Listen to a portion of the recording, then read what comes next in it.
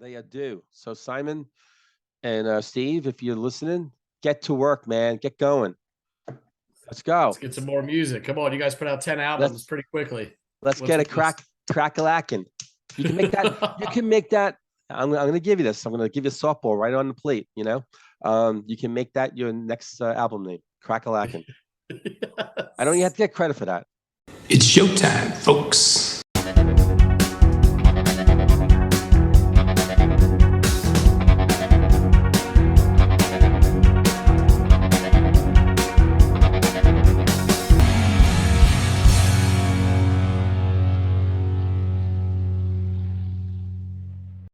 Hey, welcome back to another episode of Into the Music, everybody. I'm Andy. That's Greg over there. And we get together and bandy about tunes and chop them up and talk about them.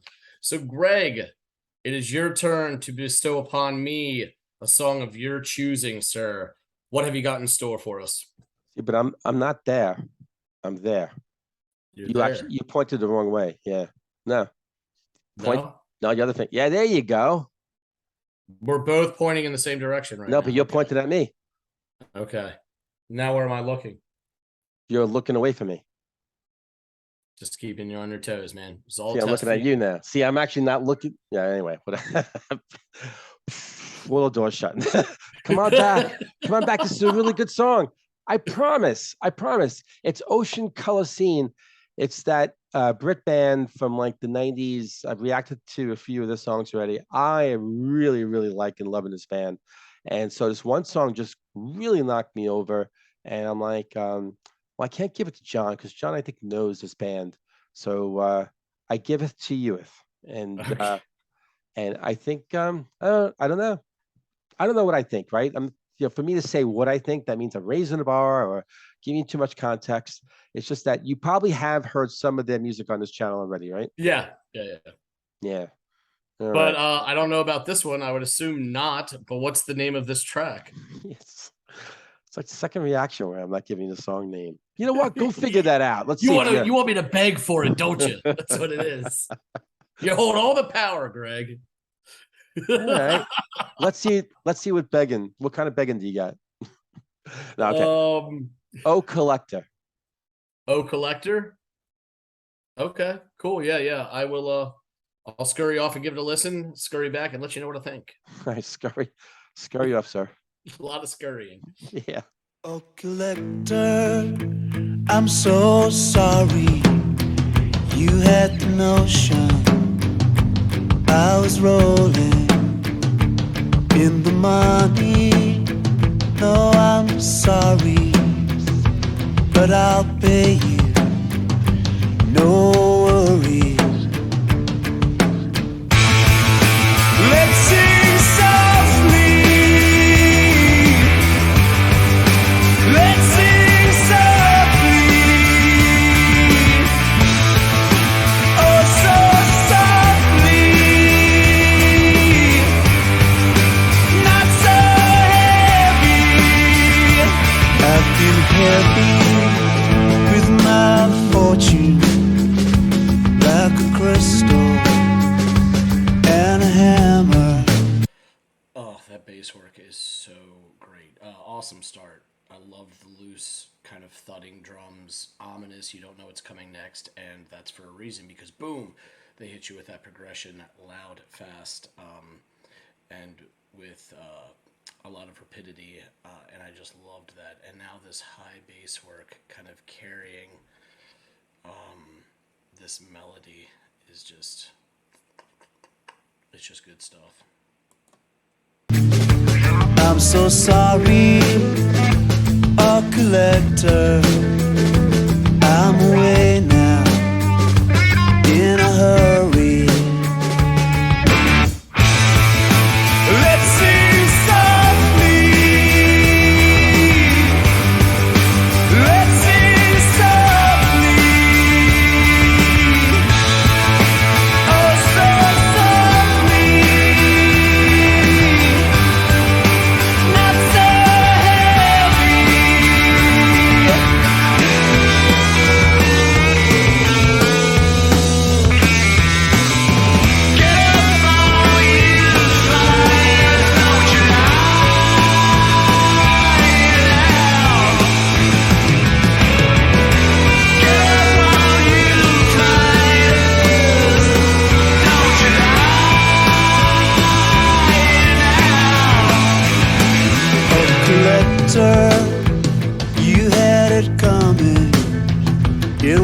that funny?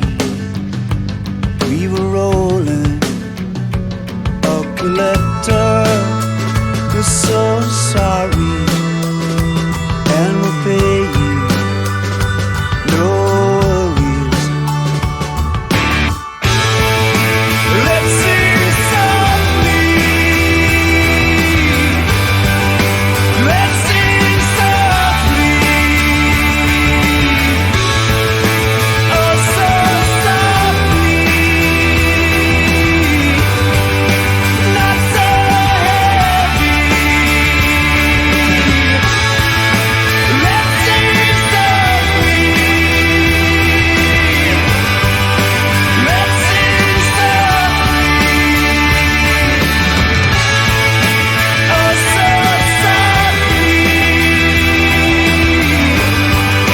Not so heavy. Let's sing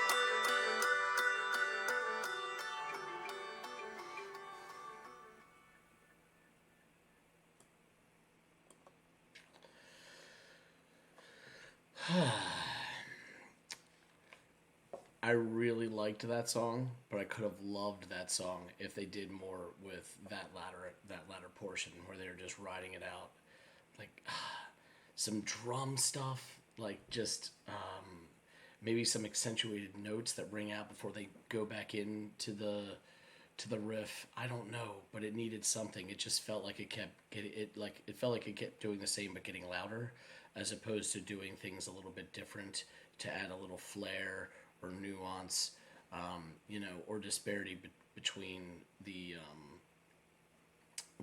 riffs. But yeah, this was a good tune. This is a good tune. I really liked it. Let's go chat it up with Greg. I'm back. Yes, you are. That's right. Much to the chagrin of the listening and viewing audience. But man, this one, you're doing a pretty good job here, Greg. None of these are horrible, and they're all like different. They're not all horrible. different. They're all different degrees of good or great. Now, I liked a lot of this song. I took issue with one part of it. We'll get to it when we get to it. Okay. But I loved the loose sort of plodding, thudding tom work on the drums to kind of start things off. Very cool. And then boom, which is literally what I wrote. The tune totally kicks off, and there's just this great chord progression that kind of moves things along. And it dives back into the verse, and there's this beautiful higher registered bass melody at the very beginning of it. Oh yeah. Yeah. And oh my God, that was just so beautiful. I love that. I had to stop and give it its flowers. And then the chorus kicks back up, and then there's this really nice bridge and guitar solo work. And then after that, it falls back into that loose tom work that we all saw in the intro by the drummer. And to this point, I've really admired what the drummer is doing. Yeah. And it repeats the first verse. I think that's what they go back into to kind of like bring this thing full circle. And then it just kind of the chorus is basically what carries the song out. Right. But this is where the only critique I have in the whole song rears its head. Okay. And I cannot remember for the life of me what the reaction was that you did. It was either a Kofi or it was either you and John. But the one issue you took with that song was like you really wish the drums would have opened up on the fills. Because listen, this whole last part of the song is like the chorus repeated a few times over and over again. And it seems to me that between every progression of the chorus, the drummer could have really amped up like the fills between it. They could have even done something a little musically Yeah. at the end of each of those progressions to kind of like let you know that the song is kind of culminating and this is a burn until the end. Right. But there wasn't enough of that for me, Yeah. and that's I felt a little like, man, you left some stuff on the table. You really left a little in the tank. You could have done something with that. But aside from like being a little bit nitpicky about that, and don't get me wrong, I do think it could have made the song a lot better. But Yeah. it was a really good song, and I enjoyed it a lot. These guys aren't that old, are they? What are they like? Did they start in the 90s? They started in the 90s. Yeah, 1990. Yeah. So And are they still doing stuff now? they are. Together and also with other bands and doing other stuff, but they're still a band. Yeah. Now, from your experience, did they translate over here in a big way, or did you kind of have to go out looking for these guys a little bit? I had to go out looking. So, well, it kind of came to me. Couple songs I got from Kofi. The first one was A River, and we really liked that song. I forgot if it was me or Chris who reacted to that one. Mhm. And then there was another one. I can't remember the name of the song. Me and No, I Scott. remember listening to a couple of them on here and liking what I heard for the most part. Yeah. It's just I'm surprised that it always surprises me what does and doesn't translate across the pond when it comes to like the music of the UK and what hits and what doesn't, and what I don't know who the gatekeepers are sometimes, because I find it confusing, to be completely honest with you, because sometimes I'm like, why the hell aren't they bigger here? There are bands from there that have gotten big, and I've wondered why, comparatively speaking, when I've heard some of the bands like on this channel and through the grapevine, they're just, in my opinion, Yeah. far better. Yeah, but here's the thing though, with this band, it's even a situation where why haven't they gotten bigger over in the UK? Oh, so it's almost the same over there where When they they should. first came out, right? And they came out with their first album, and it really seemed to really make impact.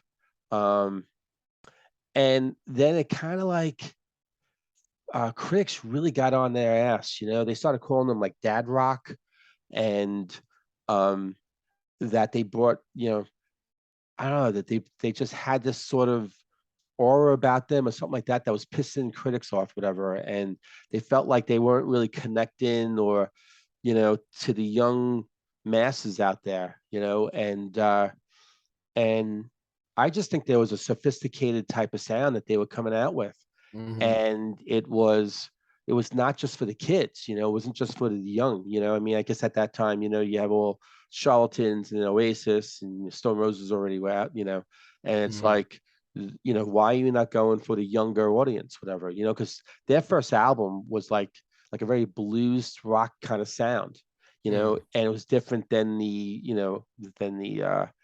shoegaze stuff that was going on at that time, or the post punk, and the Mhm. Brit pop and all like that, and they were kind of doing this sort of blues rock, and they weren't apologizing for it. And so they put 10 albums out, in their career as a band, and, you know, they never really wavered. They were kind of putting out the sound that they want to put out. And I think they built the Good on them following. for staying true to Yeah, themselves. and they built the following and stuff like that. So, but that definitely didn't help, I think, in making, you know, uh, dropping that big rock and having the ripples sort of come all the way over here. But Mhm. I'm glad that whoever you are out there who gave me the song Riverboat, I think it was Riverboat or the River Song, and then from there was another one I think someone sent me, and I liked that one again, the song name. And then since then, I've gone on my own to do two, and now this is now will be the fifth one. And I'm really now becoming like I love the band. I love the Mm. band, and this song is I think my favorite. I just stumbled upon it, and I just love how he kind of like he starts almost like whispering. Oh collector, and the music is kind Mhm. of like almost pared down at that time, and then when they come in, oh so softly as like Mhm. that guitar just comes in and just boom, that chorus.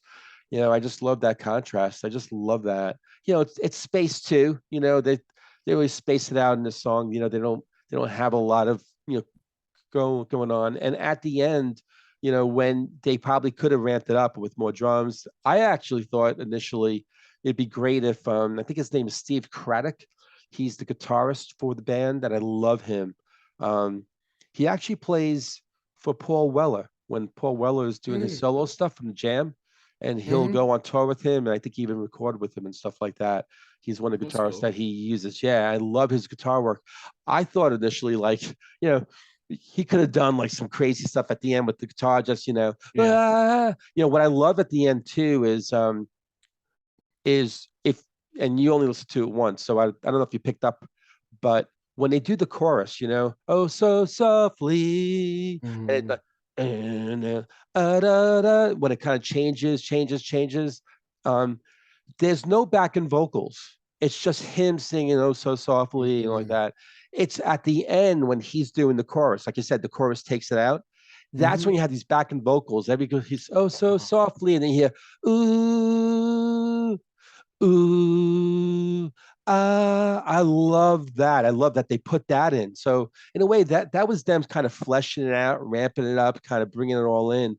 I just, I wish that maybe Craddock would have just threw some guitar in and crazy, but it's interesting. I think the drums too. Yeah, just do more of that kind of, as it's really getting frenetic and it's really coming in, just bringing home maybe a little bit more. Like Yeah. with each of those progressions of the chorus at the end, to really like lean into it to signify that this is the end of a progression and we're about to go into another one. And yeah, some other guitar stuff would have been just a little bit. I think they could have churched that part up a little bit more to really, that's fair.